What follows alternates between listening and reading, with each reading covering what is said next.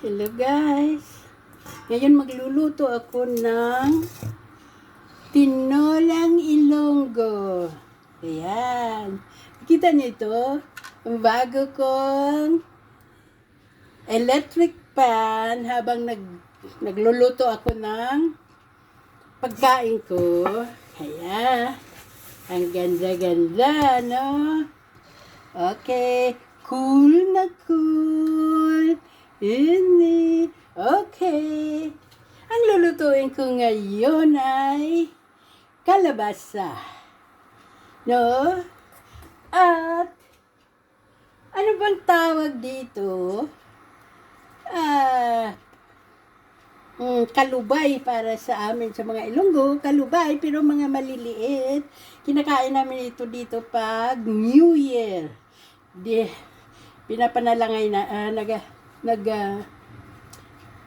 nanalangin kami na magiging abundant ang New Year namin dito sa Israel.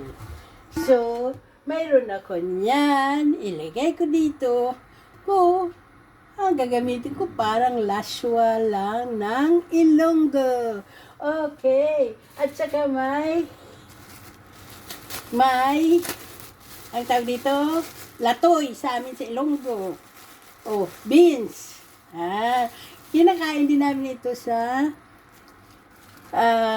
pag New Year dito. Kaya, nung nakaraan, New Year dito, nung 2022 o 23. Tapos, nung 25, nag-birthday ako. Kaya nga, na may istorya dito, nung una kong dumating dito sa Israel,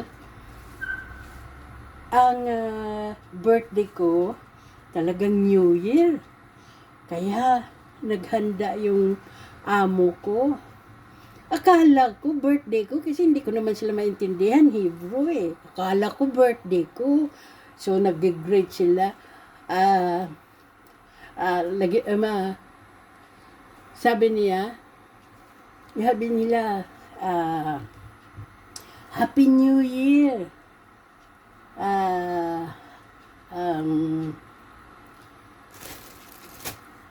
Kaya sabi ko, wow, bongga ang birthday ko sa Israel.